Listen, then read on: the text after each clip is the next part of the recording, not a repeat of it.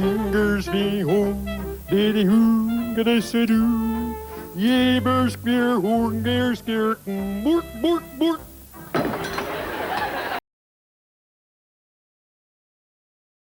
Well, I done borked the ending of that. Sorry.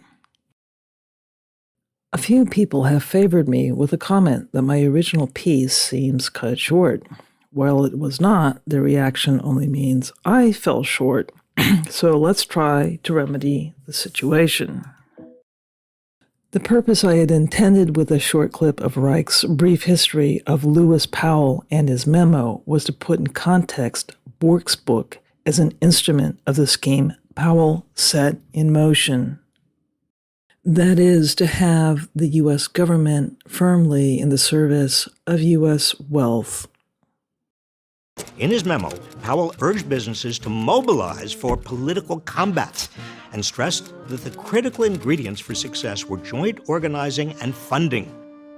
The chamber distributed the memo to leading CEOs in large businesses and trade associations, hoping to persuade them that big business could dominate American politics in ways not seen since the Gilded Age. And its consequence was more than the deluge of lobbyists Reich describes, because the collaborators also created a set of institutions for the express purpose of manufacturing rationalizations, ideology, and policy to achieve their goal.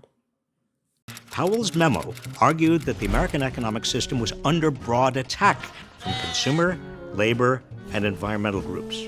In reality, these groups were doing nothing more than enforcing the implicit social contract that had emerged at the end of the Second World War. They wanted to ensure corporations were responsive to all their stakeholders, workers, consumers, and the environment, not just their shareholders. Powell and the chamber saw it differently. Bork's antitrust doctrine is a direct realization of this effort. Bork used neoliberal assertions to legitimize destroying antitrust.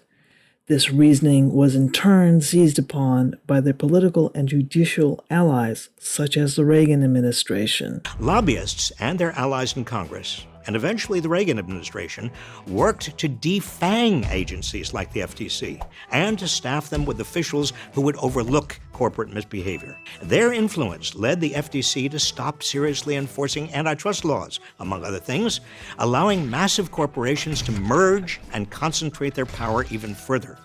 Conservative judges also allowed oligarchy to grow and solidify control, which denies us ideas, political representation, and the goods and services of business free of their domination.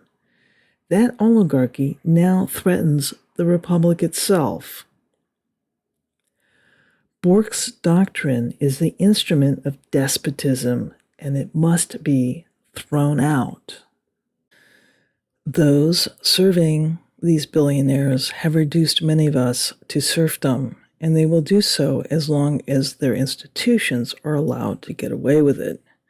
We should only think of them as members of an army killing the republic it has so far seriously wounded.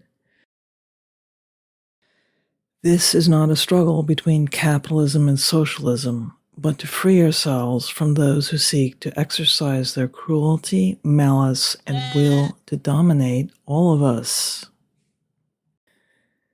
Conservative billionaires are traitors. They are Benedict Arnolds who seek to become kings themselves. Business lobbyists, political donations, the GOP, the conservative media, Christian nationalists, and an army of institutions are all operating in the service of this plutocracy with the specific goal to rule the nation.